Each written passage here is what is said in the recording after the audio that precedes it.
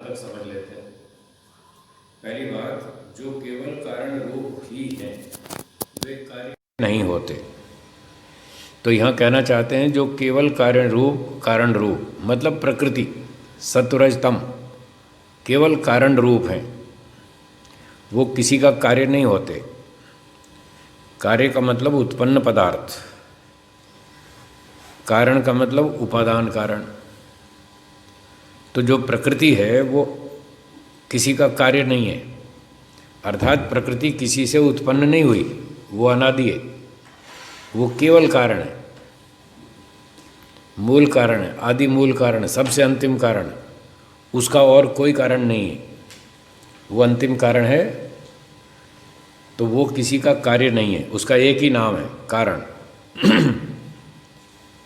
तो ये इसका उदाहरण हो गया। जो केवल कारण रूप हैं वे कार्य किसी के नहीं होते, किसी का प्रोडक्शन नहीं है वो। और जो, अब दूसरी बात कर रहे हैं, और जो किसी का कारण और किसी का कार्य, मतलब उसके दो नाम हैं, कारण भी है और कार्य भी है, तो वह दूसरा कहाता है, वो प्रकृति से भिन्न कहलाता है। किसी एक पदार्थ का कारण दूसरे का कार्य। उदाहरण दिया मोटा, जैसे पृथ्वी घर आदि का कारण है। घर मकान, मकान किससे बना? ईंट से। ईंट किससे बनी? पृथ्वी से, मट्टी से। तो पृथ्वी मकान बनाने का कारण हो गई, मकान उसका कार्य हो गया। जो बाद में बने वो कार्य, जो पहले हो वो कारण। मकान बाद में बना, ईंट पत्थर पृथ्वी पहले थी, तो पृथ्वी मकान का कारण हो गई। लेकिन पृथ्वी का कारण पीछे तन्मात्रा और पानी है, उसके कारण तन्मात्रा, गंध तन्मात्रा और जल आदि के संयोग से पृथ्वी तैयार हुई। तो पृथ्वी कार्य भी है,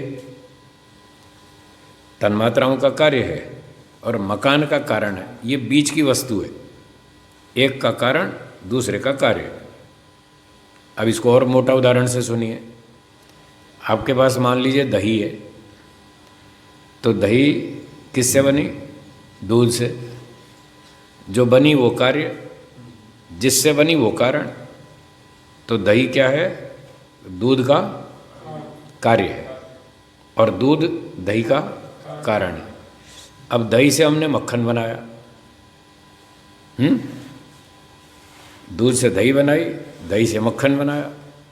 तो दही मक्खन का कारण है, दूध का कार्य है। देखो दही के दो नाम हो गए ना, दही उसके दो नाम हो गए। दूध का क्या है? कार्य, और मक्खन का कारण। अब मक्खन से घी बनाया, तो मक्खन जो है वो दही का कार्य है और घी का, बस ये कह रहे हैं। तो कोई वस्तु इधर कार्य है इधर कारण है, वो बीच में है। जो बीच में है उसके दो नाम होंगे, इधर कार्य का कारण और कारण का कार्य, उसके दो नाम होंगे। जैसे दही और मक्खन दो उदाहरण दे दिए, इसके दो दो नाम हैं। पर दूध वो केवल कारण है। दूध से दही बनी, दही से मक्खन बना, मक्खन से घी बना, घी से मिठाई। अब मिठाई से आगे कुछ नहीं, वो अंतिम है। जो अंतिम होगा वो केवल कार्य, क्योंकि उससे आगे कुछ बन नहीं रहा, वो अंतिम है। ठीक हो गया? तो दूध केवल कारण है और मिठाई केवल कार्य है। इनके बीच में जो हैं उनके दो दो नाम हैं, कारण भी और कार्य भी। कभी कार्य हो जाएंगे, कभी कारण। हाँ, वो अपेक्षा से होंगे, जिसके साथ हम संबंध जोड़ रहे हैं उसके हिसाब से उसका नाम होगा। अब फिर से सुनिए, दूध केवल कारण है, दूध से दही उसका कार्य है, दही दूध का कार्य है और मक्खन का कारण है। मक्खन दही का कार्य है और घी का कारण है। घी मक्खन का कार्य है, मिठाई का कारण है, और अंतिम मिठाई केवल कार्य है, वो किसी का कारण नहीं है। ठीक हो गया? बस ऐसे पूछ रहे हैं कि कारण का कारण कौन है, मतलब लास्ट कारण कौन है, उसका उस लास्ट कारण का और कारण कौन है? तो उत्तर है कि उसका कोई कारण नहीं है, वो लास्ट कारण है। जो केवल कारण है वो किसी का कार्य नहीं होता। ठीक है जी, आ गया समझ में? अब आगे बढ़ता हूँ।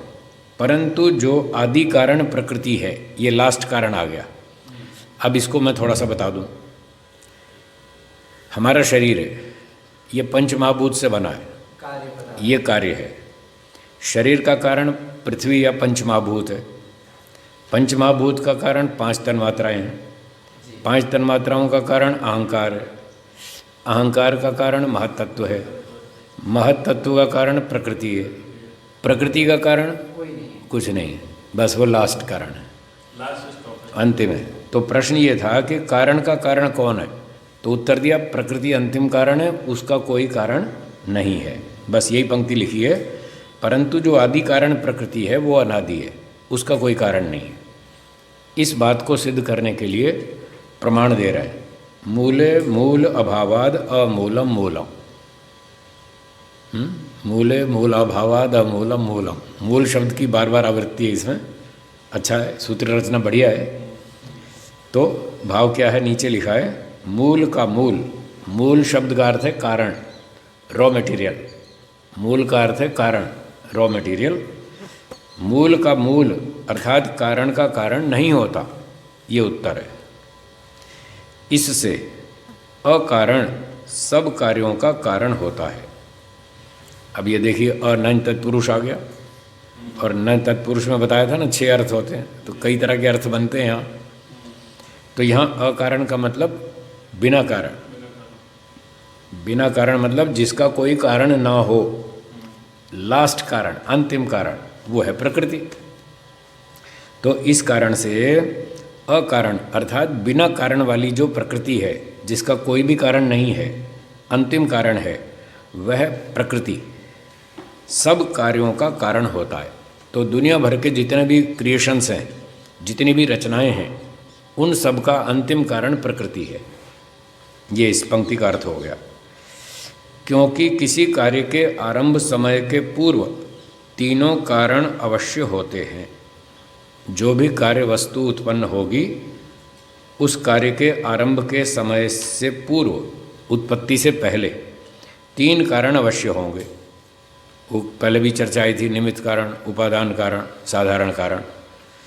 जैसे उदाहरण देते हैं, जैसे कपड़े बनाने के पूर्व तंतुवाय। तो तंतुवाय का अर्थ है जुलाहा। जुलाहा, जुलाहा वो निमित्त कारण, तंतु को बुनने वाला, तंतुवाय संस्कृत का शब्द है ये।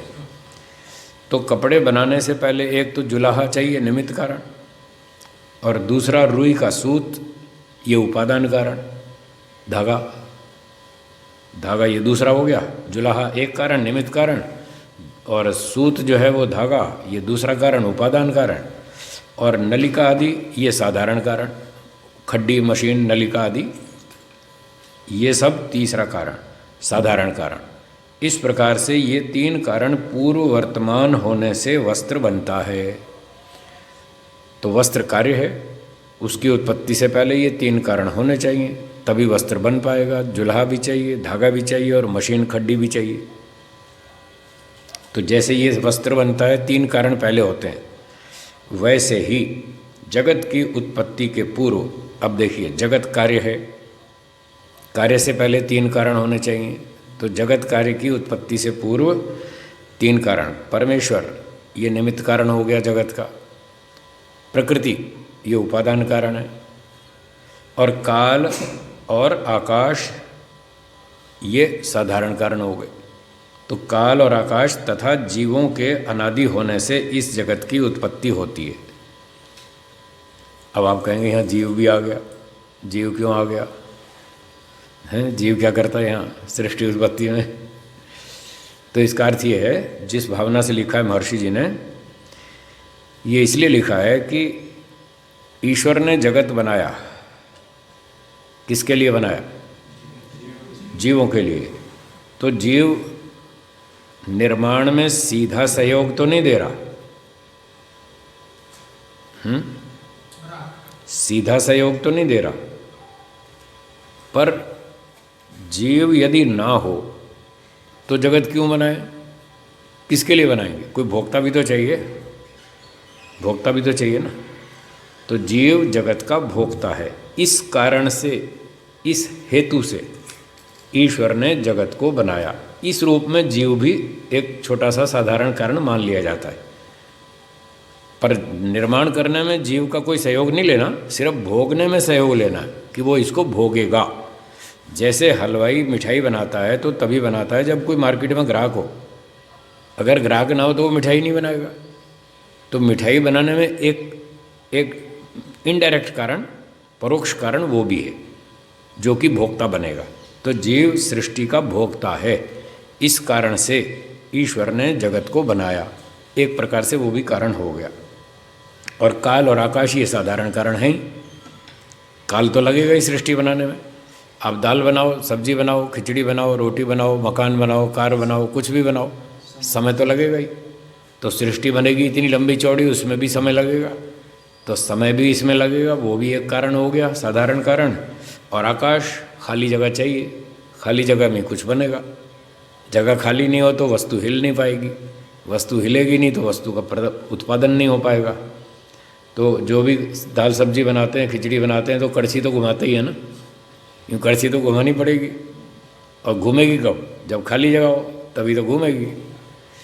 तो इस प्रकार से आकाश खाली स्थान है जिसमें ईश्वर ने ये सारी सृष्टि बनाई।